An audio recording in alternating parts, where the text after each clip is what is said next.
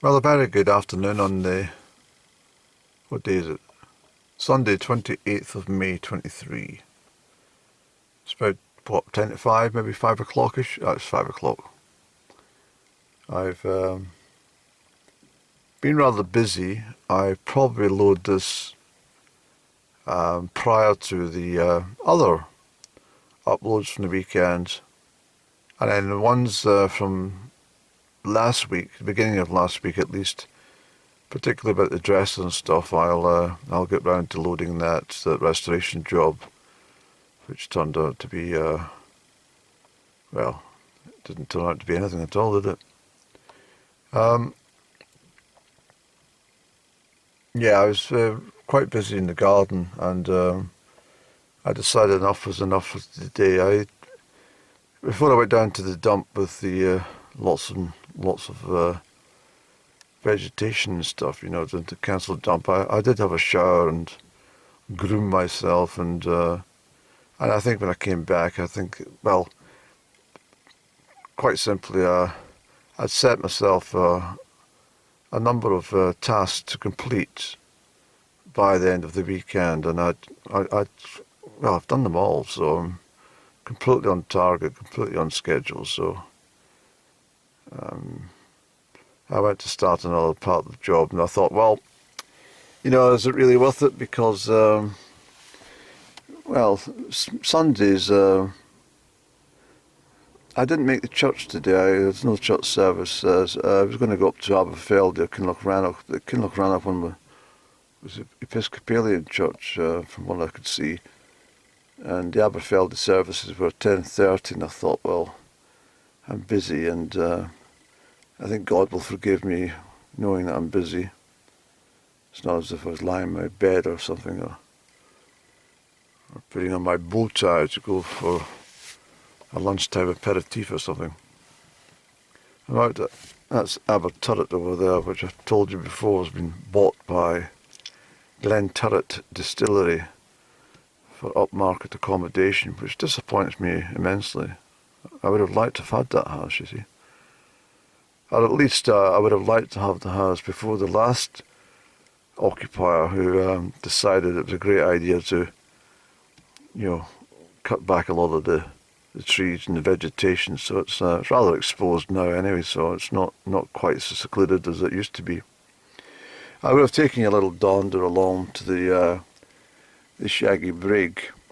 I might still do that. When I parked up, there's a little breeze, and I thought, well, the last thing we need is some distortion in the camera, but it looks like it's calmed down just almost immediately, so I think I might just take you along there for a minute or two. But yeah, so Sunday in the garden area can be not a very great idea.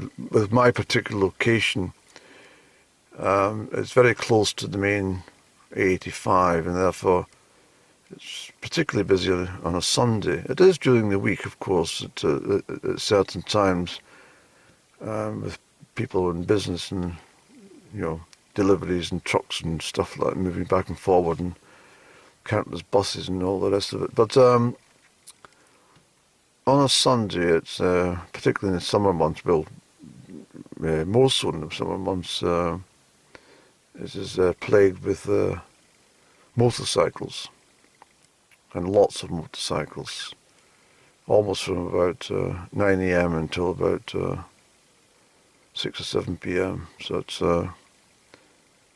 it can be a hindrance to a peaceful afternoon just moseying around in the garden.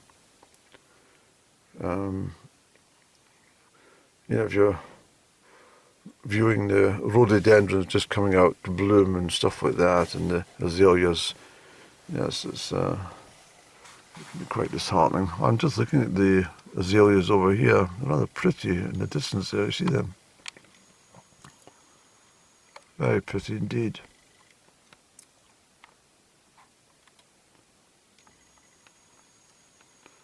There's a chap over there building his dike. He's been at it for about 25 years, I think. I know that stone buildings, dikes, should never be rushed, but I think he only does it on Sundays. But he's getting on. I'm not sure if it's proprietor of the property or not. I'm not at all sure. But he's just out of view through the side window there. Oh, there's a jackdaw. What about the jackdaw's got to talk about today? Let's have a chat. See what he's got to say. I love jackdaws. They're very secretive birds, you see. Very, very intelligent. Like the crows are super intelligent. The jackdaws are. I find them just a bit of a mystery, actually. He's going through there. Oh well. So I think what we'll do. Oh, there's a blackbird as well over there. Well, we'll have a look along here. Sorry about that. Anyway, there's no point in putting any music on because there's no music. It's bloody sport. So there's no music at all to do at the moment. I missed the afternoon segment of the classical music, which was a bit disappointing. But in actual fact, I missed the morning services and also a huge bulk of the piping programme, unfortunately, because I was rather busy, you see. I don't want to stereo up my garden and disturb the neighbours with pibroch at 10:30 in the morning, Sunday morning. As I said earlier, I was up just before 6 o'clock this morning. I woke at 5:55 again. But what I was meaning about the traffic and stuff, and obviously everybody wants to do a little bit of their garden on the Sundays, so you get a lot of unhealthy noise. I find it very irritating. I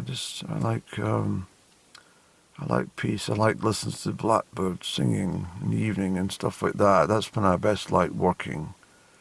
When everybody else is settled down and watching television or something, I like to ponder in the garden and poke around and hit weeds and stuff, you know. Just do my little thing.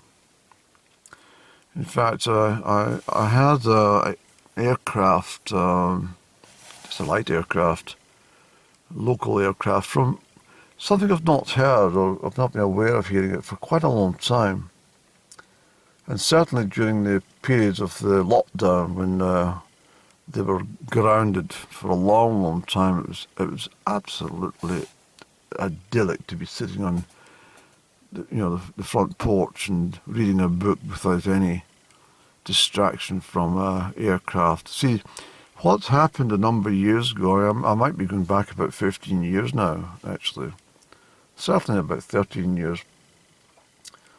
When I was at my wit's end with the local airfield, it's a private airfield it's about 7 miles from where I stay, actually. And frantic with the bloody noise every single Sunday, every weekend, actually. It was just unbearable. I used to phone them up, and they used to get really annoyed with me phoning them. Says, we're entitled to fly. I said, I don't care. This is a damn noise. I'm trying to read a book. And he says, well, it's too bad. I says, well, it's not too bad. I'm going to put a stop to it. I really am. I'm going to put a whole stop to it. I phoned the police one time, and they said, what do you want us to do? I said, well, I want you to go on my word. I said, it's a breach of the peace. And they said, no, it's not. I said, it is so. He says, it's a civil matter. The person says, it's a civil matter. I said, well, I'll be taking it all the way. I says, it would be a civil matter if I was sitting roaring my stereo at full blast at 11:30 at night outside someone's property. Would that be a civil matter? He didn't say anything. I says, ridiculous. I says, well, this is what I said to them. I mean, they got really fed up with me. They're really, I mean, I have to use the terminology, but they were absolutely pissed off with me. Every Sunday I phoned. Every time I heard it, I was like, oh, let's phone them and annoy them. And of course, they were always, they didn't know it was me who was going to phone. They were always very jolly. Hello there, and gave the name of the airfield. And I said, I'm just across the other side of the valley, by a few miles, and your planes are right above my head again. Oh, well, you know, what do you want us to do about it? I said, well, you want to put them in another direction. So, you know, we ended up in some very entangled and bitter conversations for weeks and months on end, because I didn't let up. They were absolutely fed up with me. So anyway, this particular Sunday when I was sitting there, I've searched for it. I must have been very lucky this particular day, but it's some sort of flight radar. It's not the flight radar where you can check commercial flights, you know, international flights and stuff like that, but you can watch them all around the world. Well, I mean, I've watched military aircraft. I remember watching a aircraft leaving some military base in Texas, and it was heading for, I checked it was heading to Charles de Gaulle Airport in Paris. So I checked its whole flight. In fact, it stopped off in Detroit, first of all. Well, somewhere in Michigan at least. But anyway, slanting away from the story as usual. So this particular Sunday morning, when it started, I'd already contacted the Civil Aviation Authority, the CAA, and they said try and come to some amicable agreement with them. I said, well, they're not likely to do that. They're just getting worse. So anyway, this Sunday, back to the story. Please stick to the point, Andrew. I'd set up with this flight radar system in my computer, and I could see the actual aircraft in the sky. So I phoned them. And I says, your plane is buzzing around above my rooftop, and I'm demented. We're not near you. I says, I can tell you, you're flying. This is the code. This is the code number for your flight. And I tell you, just flown up from your airfield at, you're now at 1,400 feet and still climbing. You're heading towards Loch Turret, by the looks of things. You're skidding around there. In fact, you should be higher. You're too low. You need to be higher. So they got the shock of their life that I was watching them from my computer. So anyway, after further bad-tempered words between the pair of us about the whole thing, I said, can't you take off and fly the other bloody way instead of coming over my way? I said, this is what's wrong. I said, your plane's taking off and it's climbing, and the noise of the engines as it's climbing, it's coming right above my house, and it's doing my head in.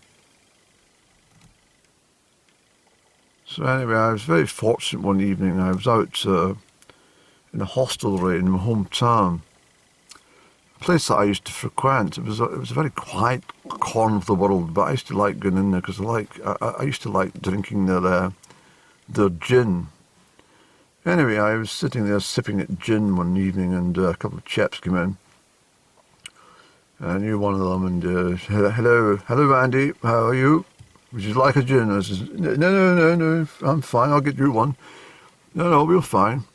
May I introduce this chap here? So he introduced us, and he gave me his name, and he says, he is in charge of the such and such airfield. I said, really? Well, this is going to be an interesting conversation. I live in, I gave him my location, and his face dropped when I said, it's me. It made all the better of the fact I had several gins inside my belly. And I said to him, it's bloody ridiculous. So the other chap didn't know what the fuck we were talking about. But anyway, we ended up having a very civil conversation that evening. Even the barmaid was saying, everything all right, Andy? I said, yes, everything's been dealt with. And anyway, so we came to this gentleman's agreement that he would fly, he'd get his planes to turn around and fly the opposite direction. I said, all you're going to do is annoy somebody else at the other end of the valley, but in a compromise, I don't really care, as long as you're not coming above my rooftop. And they've never flown above me since. They have never, ever come over my rooftop since that day, since that evening, which I'm very pleased about. But when I heard that stuttering engine today from a light aircraft, I thought, I hope that's not him back again. But after 13 or 15 years, and plus the interlude from the lockdown period, I think they've actually given up flying now. I'm sure I think they maybe all went bust. But I just felt it was so selfish of them, because they were always, one or two individuals could ruin everybody's Sunday just by them floating around up in the sky just to please their little hobby entertainment. They weren't even going anywhere. They just fucking flying around in circles, fucking looking at the fucking heather. Anyway, we'll make a part 2. Let's have a little walk along to the Shaggy Brig, Andrew. We'll take our tobacco and we'll have a little smoke at the brig, and we'll let the people see the beautiful white Sicily, sweet Sicily in bloom, and also the beech hedges, which are now graced with the new fresh colour, which knocked out all the old beech leaves that I talk about often.